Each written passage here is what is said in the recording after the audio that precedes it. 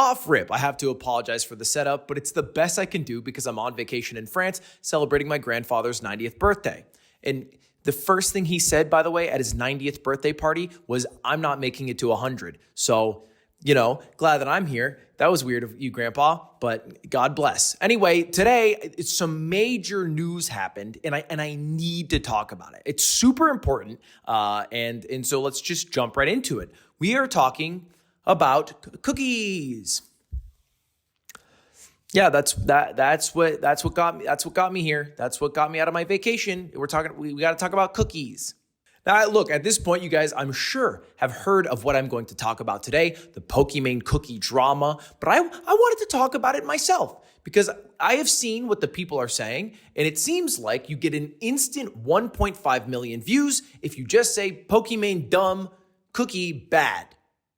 But I feel like we need to dig a little deeper. We need to be rational humans who look at a story that's trending, and then rather than just hopping on whatever the hot phrase is, we'll do our own conclusive research on what we feel and what we think based off the information available. Is the world sexist? Are Pokimane's cookies a scam? Are people broke? These are all things that we are going to figure out today. But first, let's get into the context of the drama, which started with Poki's original announcement.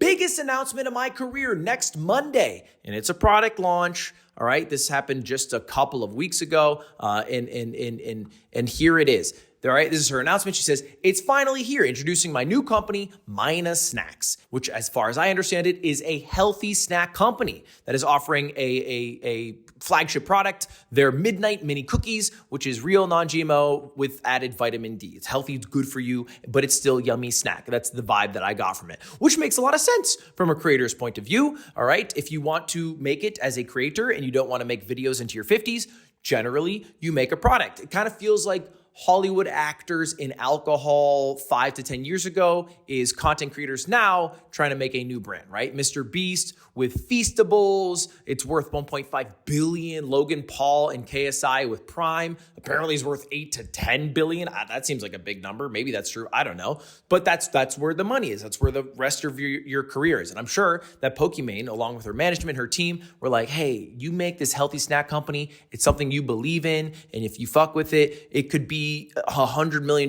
venture and in every store in Walmart if you market it, and that's your job. You market it, we'll make the product, it'll be great, bing, bang, boom. Okay, that's cool, that's great. But instantly, there was a lot of backlash to the announcement of this company, and it came from a lot of different parties, wondering if it's perhaps a scam. Pokimane's new snack company is being called out for allegedly using rebranded products. And apparently this company called Totsi made a Midnight Mini Cookie already with very similar ingredients, except for the vitamin D, and in a similar look, at least based off the package. And everyone's now talking about perhaps this is a scam. Is Pokimane white labeling a product? How could she? The answer is almost certainly yes. All right, she did not make a cookie factory and start making cookies. That would be a big risk. Generally, you would partner up with a company who already does this, who has a lot of expertise in this area. You would create your own branding. You might even try to pick certain things that you like, or maybe even pick a more expensive version of what you like and then sell that to your audience and perhaps the rest of the globe afterwards.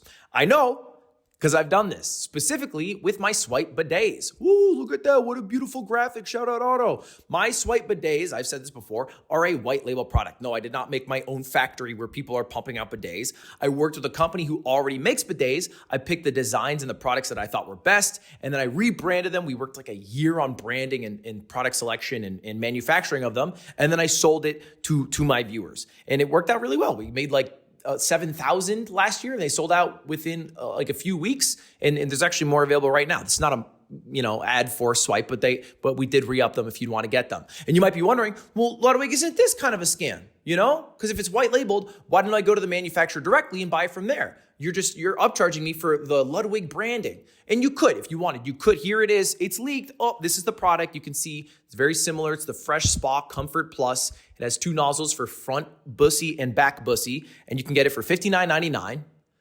Or you can get it from my website for $50. Wow, it's cheaper. How does that work? Because I buy it in bulk. Bitches, it's how it works. And I don't need a big markup because I'm not trying to make money. I'm just trying to have every asshole in America be clean. Sorry, I care about that. So it doesn't always necessarily mean it's a scam just because you're white labeling. Okay, that's just how it works. All right, sometimes people white label produce things en masse and then sell them because they like the thing. That's okay. That's not a problem.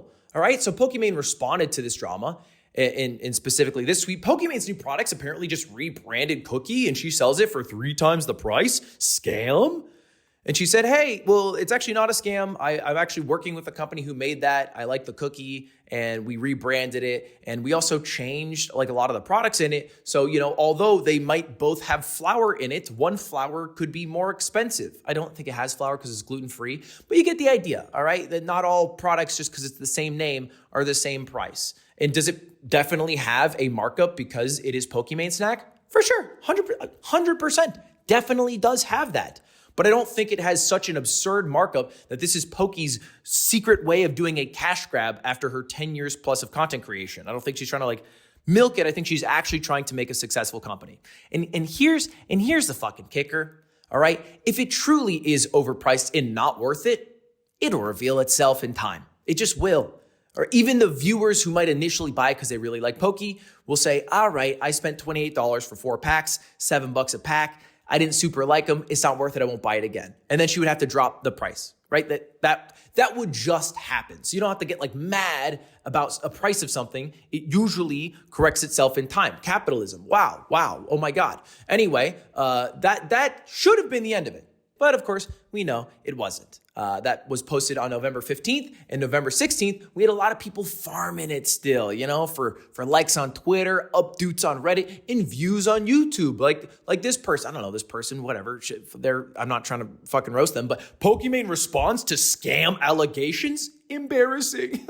The title makes me laugh. This came out November 16th. This was in reply to Poki's tweet, which really should have just been the dagger in the whole thing. All right? But people kept talking because it gets clicks, baby. All right. All these fucking influencers, they're just farming it for clicks. I'm doing that right now, but that's what we're doing. And then, of course, I think in response to the continued backlash, which didn't really make a lot of sense in the first place, Poki buckled. She cracked. She croaked. She choked. Somebody in her chat was chirping. She got a little one guide by it and said this. Are like, oh my God, $28 for cookies? It's 4 bags.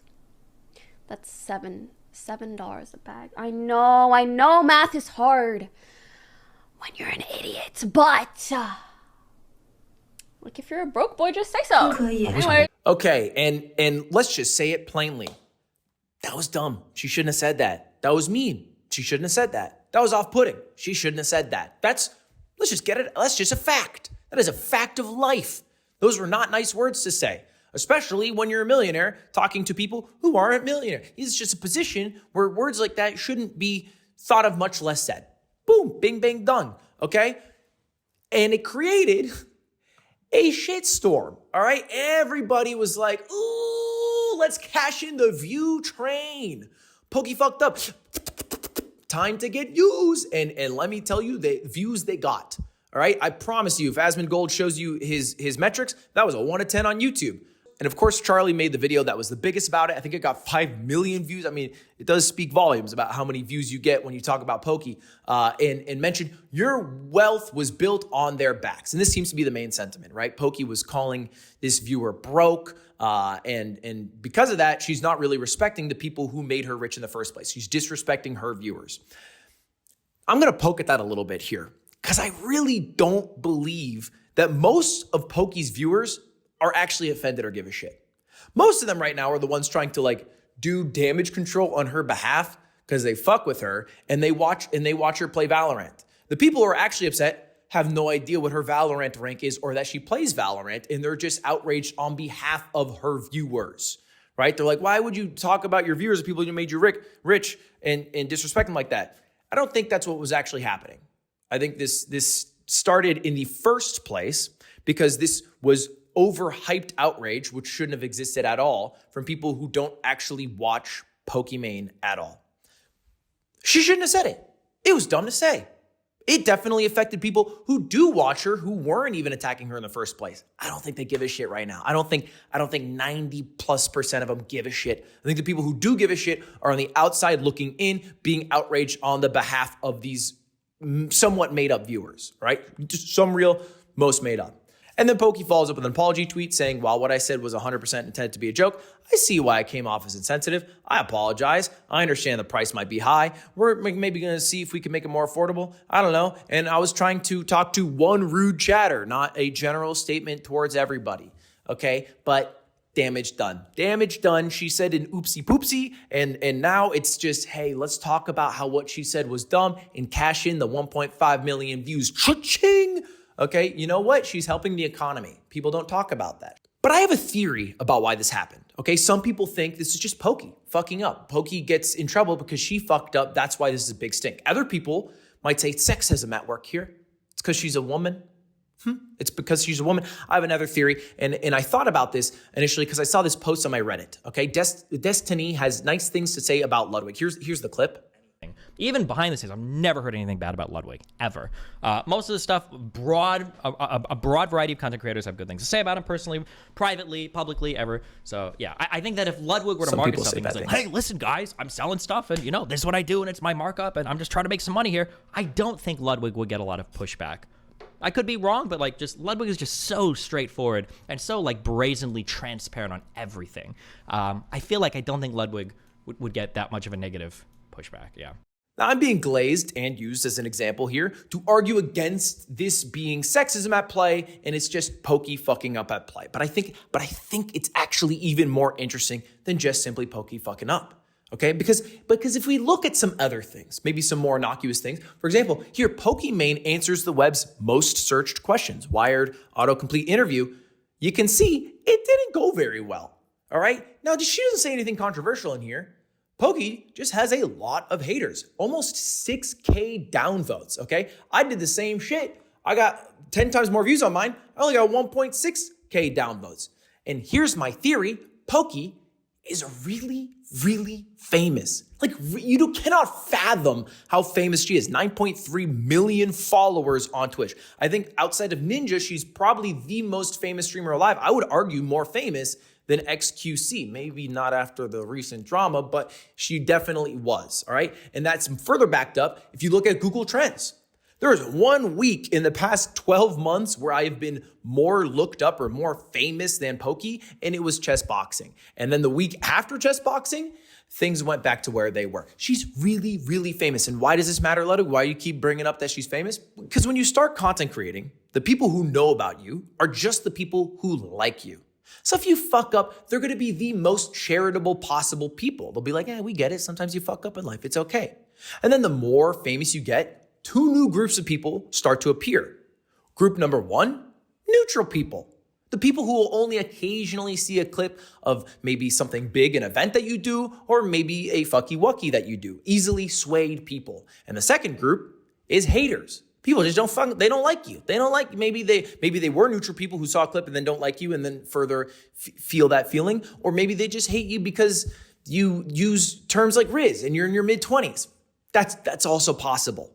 And when those 2 groups, all right, the neutral and the hater group, massively outpower the group that likes you, any sort of controversy that might start will overwhelmingly through the echo chamber seem a lot worse than it is and then become like a fucking snowball and keep growing. So the reason that I think that if I was in the same position Pokey was in is that it wouldn't get out of control. I don't think that group is so big for me. I'm not that fucking famous. There's not a lot of the neutral and the hater group that if I made cookies that were in people's minds overpriced, they won't get this. They won't get upset because they would be like, who the fuck is Ludwig? We don't give a shit. It wouldn't even hit their radar.